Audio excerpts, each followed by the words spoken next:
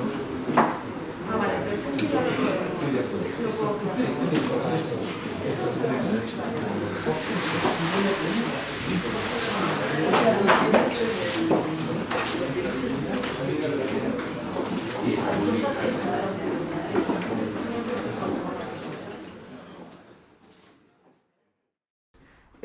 Quiero deciros que lo que he procurado aquí es sacar unas muestras que son representativas de los orígenes de una biblioteca, que no es una biblioteca cualquiera, en el sentido siguiente, que responde, y yo creo que le pasa como a los monumentos, que tiene su valor emocional inicial. Un valor emocional que nosotros con el tiempo hemos perdido. Estamos como el monumento mirándolo desde valores muchas veces noseológicos, de conocimiento, de estudio, de que si edición tal, no sé cuánto, tal, pero nos hemos olvidado de que estos libros, concretamente los que tenemos delante y otros que no he sacado, pero he sacado una muestra, son libros que se compraron y se adquirieron con un sentido de voluntad de cambio, con voluntad de intervenir en el proceso cultural de su momento, que era el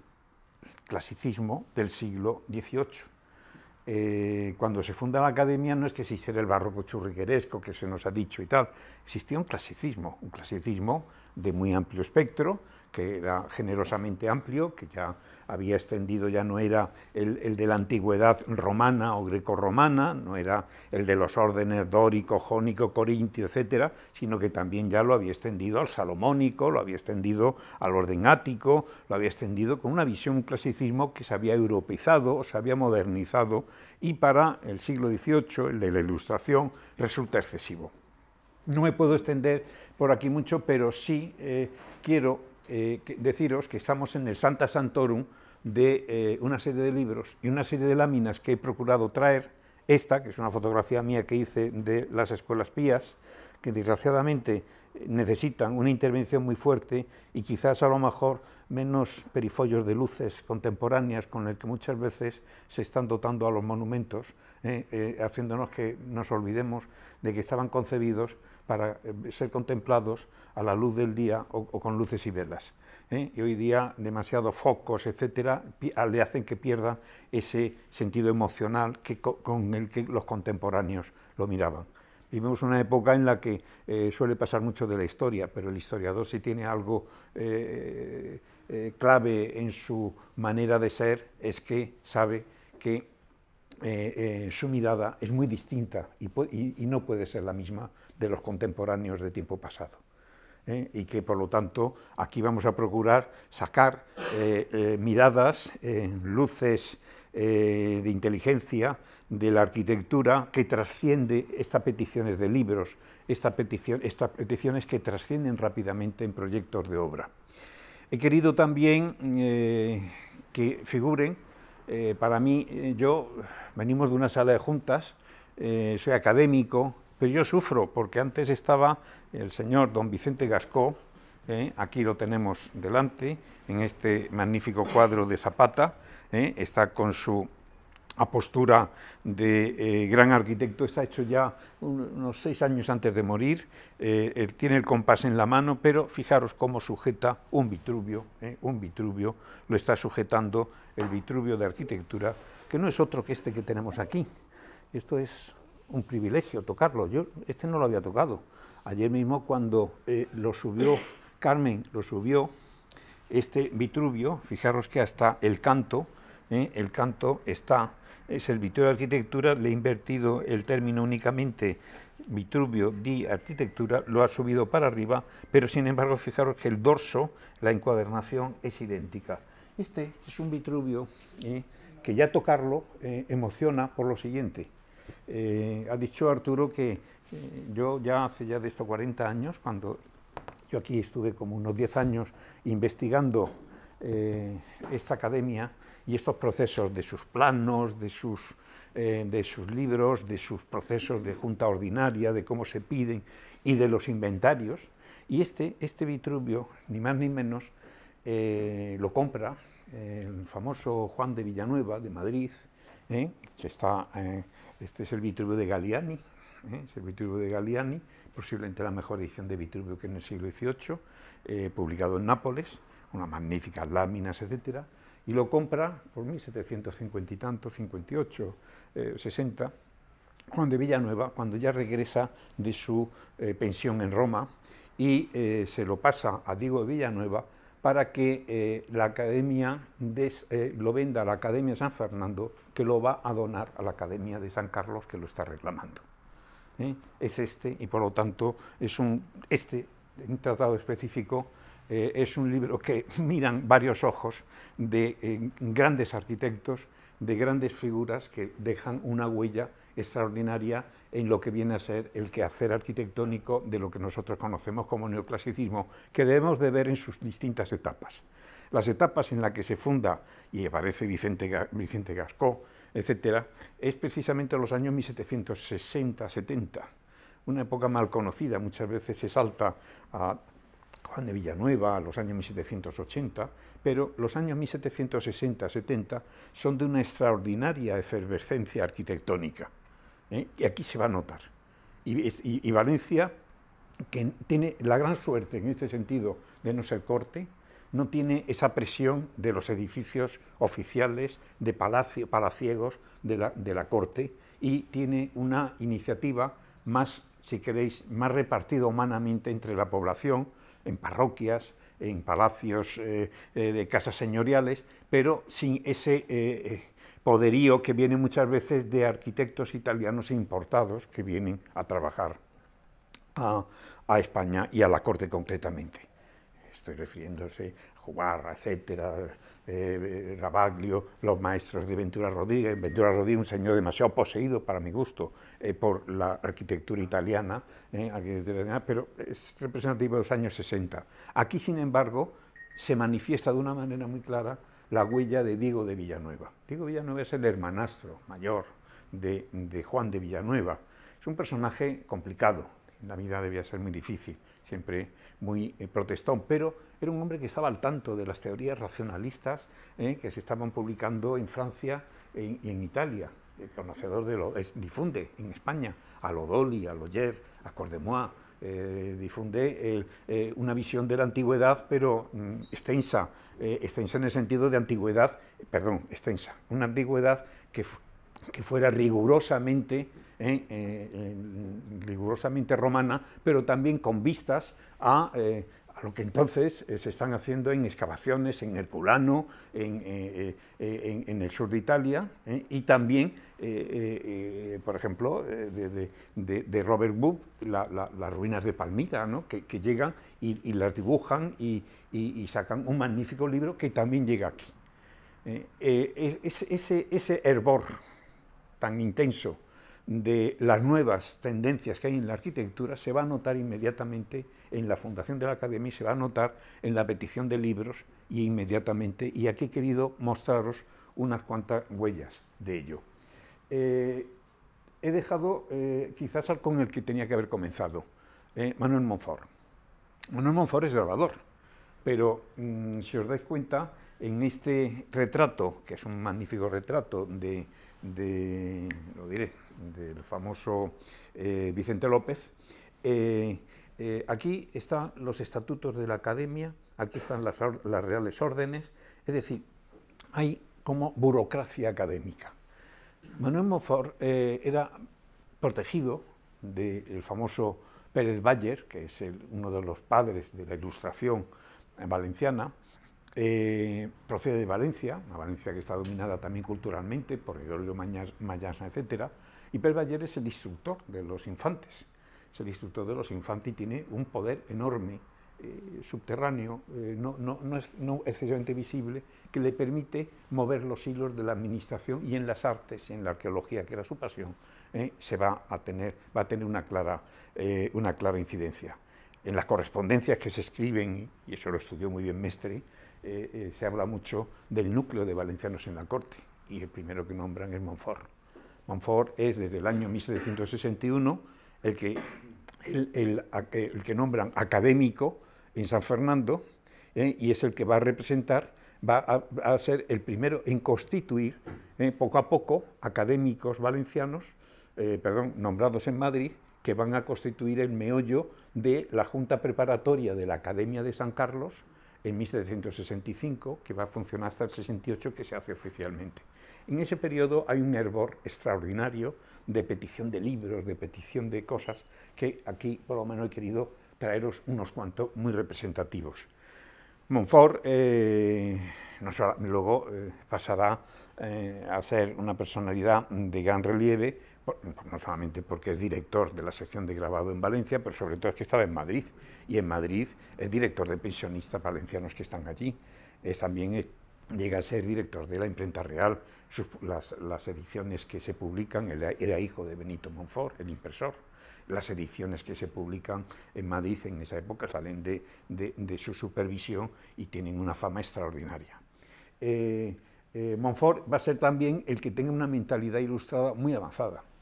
Y, por ejemplo, en los estatutos valencianos sale algo que es muy radical para aquella época, incluso alarma a San Fernando, y es que el título de arquitecto le reserva al arquitecto únicamente la función de idear, es decir, hacer el proyecto de arquitectura, no fabricarlo. Eso eliminaba a muchos pintores, escultores, muchos que llamaban retablistas, es decir, establece una ruptura de esa concepción de las artes del diseño genérica que funciona en el siglo XVIII para establecer una vía unilateral, una vía de especialidad de la disciplina arquitectónica, muy apoyado en este caso por Gascó, y ahí van a formar un tándem muy importante que aquí originará sus conflictos. Uno de los libros que se piden más tempranamente es el que tenéis ahí abierto. Los que habéis caído ahí cerca podéis gozar de lo que viene a ser el excelente grabado que tiene la reproducción. Este es un libro famosísimo que volvió loco a los ingleses. Robert Ardan, por ejemplo, lo utiliza en su arquitectura. Esto es el viaje a Palmira. Se considera en aquella época la historia, Palmira era, yo tengo el recuerdo triste y sin embargo casi se me saltaron las lágrimas cuando, ahora no hace mucho, en las guerras yihadistas, cuando tomaron Palmira los del ISIS y pusieron bombas y amenazaban con explotarlas. Y el que fue el encargado, director de las ruinas de Presidente de Palmira, sabiendo que lo iban a matar, acudió a morir allí, y allí lo mataron, defendiendo el pasado de esta gran arquitectura, que es una arquitectura que curiosamente en esta época Vicente Gascó habla mucho de los meandros griegos. Habla de la decoración griega como la más extendida, es un poco tardo antiguo, pero sirvió para renovar el concepto que había de lo antiguo y que a muchas iglesias valencianas están impregnadísimas. La más clara, y que han salido datos que lo han confirmado más recientemente, es, por ejemplo, estos dos magníficos perfiles que lo hace un discípulo de la Academia, Manuel Ferrando, por 1840 y tanto, que es la Capilla del Carmen. Capilla del Carmen es de Gascó y viene a ser una obra para su tiempo revolucionaria. ¿Por qué? Está hecha a la romana, fijaros qué muros tiene a la romana, a base, no es una obra de técnica de ladrillo, de superposición de arcos, etcétera. Está hecha como una masa, un conglomerado, como si fuera el Panteón, que se excava por dentro con nichos, a la manera de como Palladio había reproducido la sala corintia e interpretaba la antigüedad. Está hecha a base de un casetonado que llama en su momento lagunario, los lagunarios octogonales, que nosotros que no tenemos esa antropología. Tiene también la utilización de meandros, ¿no? que dice meandros, dice él habla de orientales y tal. Bueno, el meandro tiene una fama extraordinaria en toda la arquitectura, pero me voy a permitir los meandros, por ejemplo, en México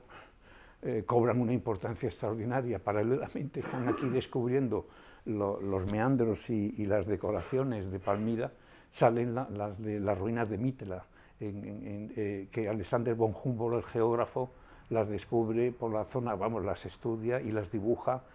por en torno a 1780 y tanto, por ahí, lo publica en 1800, la publica precisamente en su gran famoso libro sobre América, y hace un comentario muy curioso. Dice, estos meandros, dice, es un fenómeno, dice, que no quiere decir que lo copie una cultura de otra, sino que muchas veces las culturas, sin conocerse, manifiestan expresiones artísticas muy similares. Y entonces cita 2 o 3 templos romanos que tienen meandros y que los daba Palladio, etcétera. Cita meandros de diverso tipo y está citando los de Mítila. Y curiosamente, un Guerrero y Torres, que es un arquitecto considerado barroco, pero que era gran amigo de arqueólogos, curiosamente en el Palacio de Jaralberrio introduce meandros con una fuerza extraordinaria en torno a 1778 por ahí. Es decir, están teniendo éxito en diversos niveles con antigüedades ya diversas. El mundo se está abriendo, ya no es la antigüedad griega, romana, exclusiva. Grecia, por otra parte, estaba ocupada por los turcos, entonces conocían muy relativamente las ruinas de Grecia. Hay alguna cosa de Atenas y tal, pero es importante esta concepción. Bien, esto lo he traído como muestra de esa novedad de esta capilla, que estas láminas son de 1840 y tanto, pero la capilla es de 1776, es muy novedosa. Si vosotros vais a la capilla de Gaspar Bono en la iglesia de San Sebastián, que es de un discípulo de Gascó, precisamente esa tiene también los muros enormes,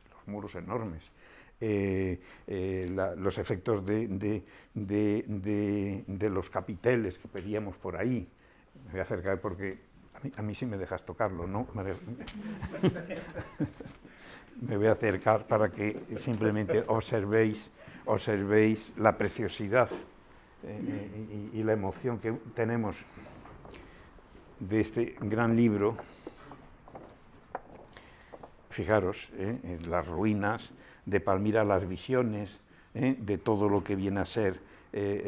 como lo encuentres, pero fijaros luego ya, entrando ya más en detalle, vamos entrando en visiones de templos, y sobre todo, fijaros, en unos capiteles que a nosotros se nos escapa lo que viene a ser el ábaco de un capitel corintio, si tiene ovas, dardos, etc. A ellos no se le escapaba. Y precisamente en Gascó, Joaquín Martínez, en la capilla de los Santos Juanes, en la capilla de comunión que la reviste él, sus capiteles, y las que veréis luego en Segorbe, son capiteles que tienen sus ábacos y determinados detalles decorativos extraídos precisamente del corintio precisamente de las ruinas de Palmira. Fijaros, aquí tenéis este tipo de decoraciones. Bueno, ya no digamos este juego que Tolsá, Manuel Tolsá, en México tenía este libro, por supuesto, como tenía Piranesi, etcétera, y era los famosos artesonados que dejaban huecos, para decorar, etcétera, y a veces para colocar figuras pintadas, decorativas, alusivas a santorales, etcétera.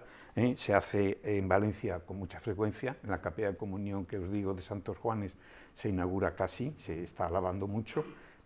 pero Tolsá lo hace en el oratorio, por ejemplo, del Palacio de Minería. En fin, estas pilastras tan ricamente decoradas, que estamos viendo aquí, entre este mundo de ruina, todo esto suscita algo que algún autor lo ha calificado casi de un romanticismo. Yo diría que es un romanticismo dentro del mundo clásico, de la visión clásica, ¿no?, que es la vocación del pasado.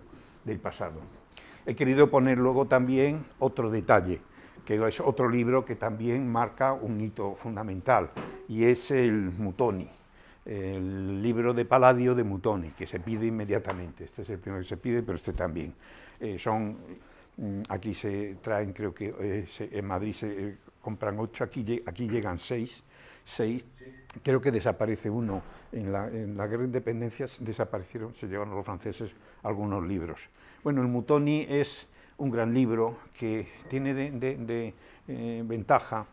que plantea un Palladio que ya no son los grabados de madera un poco ásperos que tenía la edición de 1570, tiene ya esas calidades gráficas que tienen los libros de las ediciones de Rossi, de las iglesias de Roma, etc. Y plantea ya la visión de la Basílica de Vicenza, la Basílica de Vicenza con esas calidades del motivo palladiano. He querido tener esta foto que hice de hace 4 años de la Escuela Pías, para mí el edificio clave de esta Valencia que estamos mirando. No es expresión de la la Academia, es expresión de los años 60 a 70, que Valencia, la del arzobispo Mayoral, que era un hombre culto, obsesionado con la arquitectura en el buen sentido de la palabra, donde se introduce un concepto incluso de antigüedad. Es una visión del Panteón que en su momento Pons, que tenía muy mala uva a veces comentando la obra, dijo que era excesivamente como que copiaba demasiado el Panteón. Copiar el Panteón, no, lo que hace es la estructura de estas naves que están aquí en lo alto, están articuladas, fijaros, con dístilo in antis, que llaman, las columnas entre antas, y están formando tribunas, desde la que asomarse a ver la ceremonia religiosa, la hace desde aquí, están comunicadas, esas son tribunas desde las que se asoma uno al gran escenario de estas capillas que están cerradas entre sí, y fijaros que es todo declinación del motivo palladiano. Os he querido abrir el de Godet, que es un gran libro con unas grandes imágenes del Panteón, que saca 6 o 7 láminas del Panteón con un detalle exquisito, y podéis ver ahí los motivos que aquí se utilizan tan abundante. Os he traído Piranesi, posiblemente este Piranesi, no sé de dónde procede, pero curiosamente, antes de que comprara todos los volúmenes y tal, por los años ya 80 y tanto, 90, aquí llegan tempranamente, por Pascual Moles, llega 16 láminas de Piranesi, pero ojo, también sabemos que hay un libro de vistas de antigüedades que el sobrino del arzobispo Mayoral, Pedro Mayoral, arcediano, y que luego es académico, por el año 69, dona a la Academia un libro de Piranesi. También el Panteón tiene esa inspiración que tiene que ver mucho con esta gran iglesia que tenemos, que desde luego es única en España. Si podemos hablar de la arquitectura como remake, como elementos que toman un motivo y luego los traducen a las culturas de lugar, aquí podemos decir que este es uno de los más excelentes. Aquí hay una elegancia estucada que lo hace Antonio Gilabert, que es el otro director de arquitectura, que sin tener la osadía, por así decir, intelectual, porque de Gascó no lo he dicho, pero Gascó, antes, su padre era arquitecto, maestro de obra, pero él estudia y estudia en la universidad hasta un nivel humanidades y latín, y lo sabía a un nivel muy alto, pero cuando se muere el padre se tiene que hacer cargo de trabajar y se hace ya arquitecto de profesión. Pero Gilabert es un gran arquitecto, y fijaros cómo, elaborando otro proyecto que existe anterior de José Puchol, hace esta gran obra que es las Escuelas Pías, que insisto, es uno de los mayores remake. He querido, por lo tanto, poner Piranesi, que también entra muy tempranamente en la Academia, ojo, en la fundación, en el 69 ya se tiene, el de Godet, y el Mutoni, que tiene, y con esto, algo que debió de influenciar mucho en Antonio Gilabert.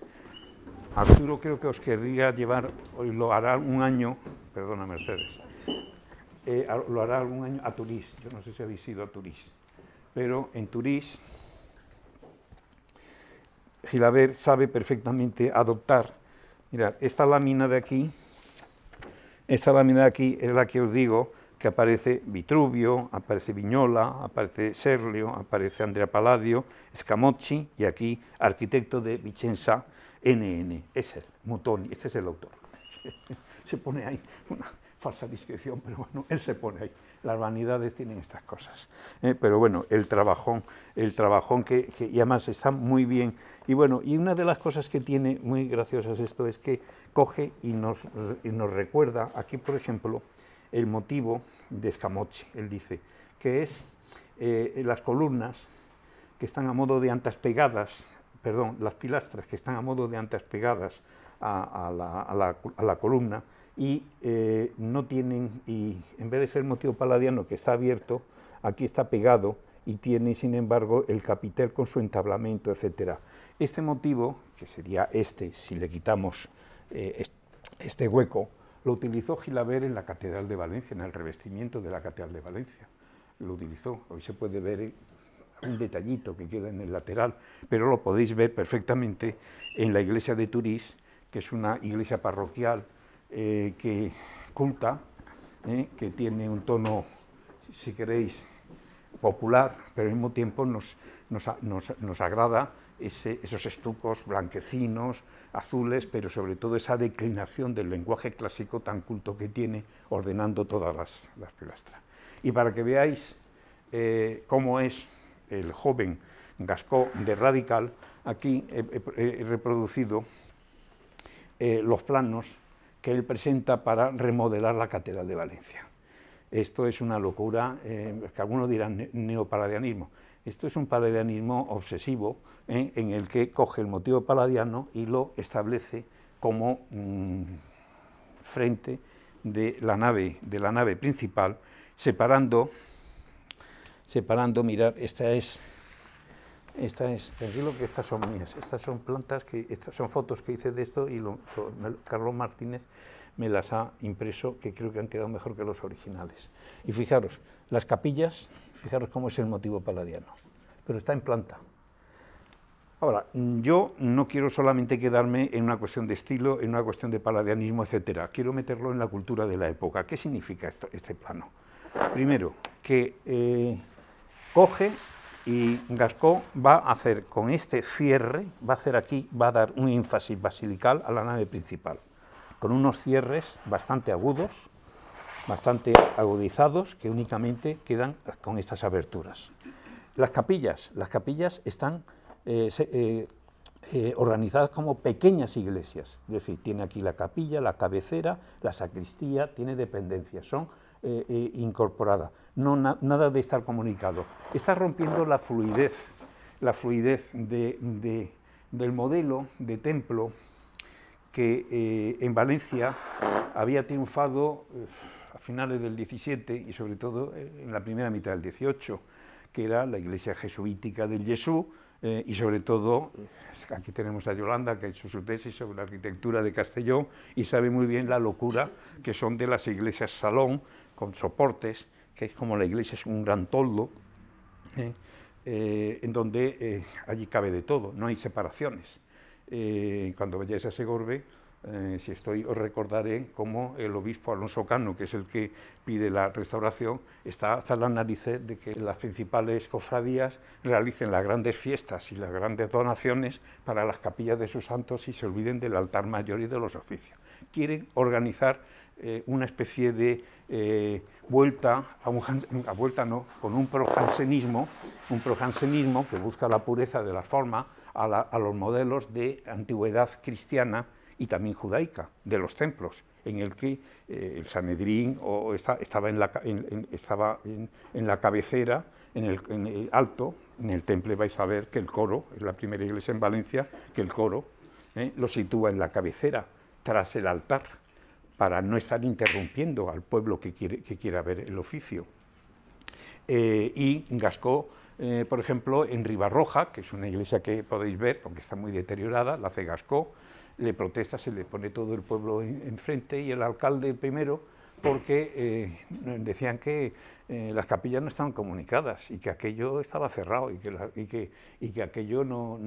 eso no les gustaba. Y la razón que argumentaban era que cuando llovía, pues muchas de las fiestas que hacían en la plaza, de tipo medio religioso, las hacían dentro del templo, y que las procesiones pues iban por dentro de los templos, en tiempo de lluvia, en tiempo de malestar, y que querían fluidez de espacio. Y entonces, claro, Gascó y el jansenismo o projansenismo, que está Climent, y hay una serie de medios que Gascó sigue esa línea, lo está aplicando también al modelo de templo. Su primer proyecto, ya que presenta en la Academia de San Fernando, precisamente es el de un templo basado en la Basílica Romana, pero adaptado, ojo, a los criterios que se derivaban del jansenismo de Fleury, que Mayans había mandado traducir a Martínez Pingarrón, y que es un libro que hablaba de las costumbres religiosas de los antiguos cristianos y judíos. Y es un libro que tuvo un éxito extraordinario y tenía mucho comentario arquitectónico, diciendo, y que venía como a depurar. El Vitruvio en la mano de Gascó, ese énfasis por el vitruvianismo como aspecto más que doctrinal, como aspecto de que es el que va a dar cuerpo a la idea de la arquitectura de la antigüedad, cuaja en los años 60 y tanto, en los comienzos, en la Junta Preparatoria, de tal manera que es en los años 66-67 cuando un tal José Francisco Ortiz y Sanz, un vicario pobre de Játiva, acude a las salas a aprender a dibujar, y allí es donde se contagia del énfasis por leer bien a Vitruvio. Entonces empieza a leerlo y empieza a estudiarlo. Él dice que ha hablado con José Vergara, que ha hablado, pero sobre todo su amigo Joaquín Martínez, que es el discípulo predilecto de Vicente Gascó, que está con su Vitruvio en la mano. Y entonces se da cuenta de que no puede leer bien a Vitruvio si no lo compara y lo contrasta con las ruinas romanas. Vende los 4 muebles que tiene y se marcha a Roma. Y allí se pasó un año recorriendo Nápoles, va descalzo casi por las calles, va pidiendo limosna, hasta que Azara, es el embajador español, se apiada de él y le pide a Yaguno, que es secretario de Florida Blanca, le pide una pequeña ayuda. Azara dice que regulín regulán, pero Yaguno, que es muy listo, que es otro gran gestor, no gestor así frío, sino culto, que sabe de la cultura, dice, ojo, este hombre dice, está emprendiendo algo que aquí en España no hemos tenido nunca una buena traducción de Vitruvio, que es algo que es complejísimo, y lo que está haciendo merece, dice, nunca encontraremos un loco como este, dice, nunca encontraremos un loco como este que haga esa tarea. Y en efecto dice, así es que se le va a dar dinero, se le va a dar lo mismo que a un pensionado, cuando venga aquí se le van a poner gente alrededor, que le hagan escribir un buen castellano, que los latines se los perfeccionen, y entonces llegó y se hizo una de las grandes obras, es decir, junto con el Galiani, la obra de Ortiz y Sanz, la traducción de Ortiz y Sanz, es la más famosa del siglo XVIII, se valora en todos los sitios, y Ortiz y Sanz se hizo una personalidad que incluso vino aquí, hizo un discurso académico, etc. Bueno, el origen que en las historias y en la introducción que tiene se dice que fue pagado por la Casa Real, su investigación a Roma. No, fue él y fue este mundo incipiente de ideas el que hace que él vaya y prácticamente, y es emocionante. Quiero publicarlo de nuevo porque lo publiqué esto en el año 81 y saqué todas las cartas que hay y son interesantísimas para ver lo que es la pasión por la cultura, a diferencia de ese mundo el que está en la cultura pero que muchas veces pasa de puntillas sobre ella. Bueno, pues en esto, y no quiero ya extenderme más, he querido daros un poco, traía también ahí el Vitruvio con sus basílicas, etcétera, que también lo utiliza Vicente Gascó. He querido siempre traer unas muestras que os hagan una idea de la importancia tan capital que tiene precisamente estos años y esta arquitectura, que insisto, muchas veces no tendrá la monumentalidad, bueno, que vamos a ponerlo en comparación con el Prado, con el Caballero de Gracia,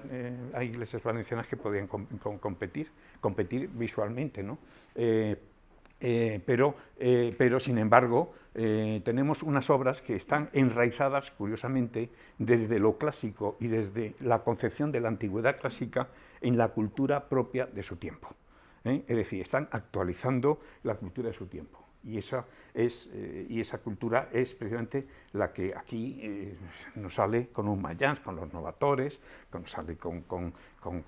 el mundillo que forman los conciliarios de la academia, etcétera. Y que, por ejemplo, tengo aquí debajo esta iglesia, insisto, que necesita una intervención muy potente, porque tiene una bóveda, aquí tiene la bóveda rajada, tiene una intervención muy fuerte, es una de las obras claves de la arquitectura llamada neoclásica del siglo XVIII español, del primer clasicismo académico español. Bueno, nada más, agradeceros vuestra atención y lo mismo me he dispersado, pero insisto, es complejísimo a través de unos cuantos libros hilvanar una historia. Muchas gracias.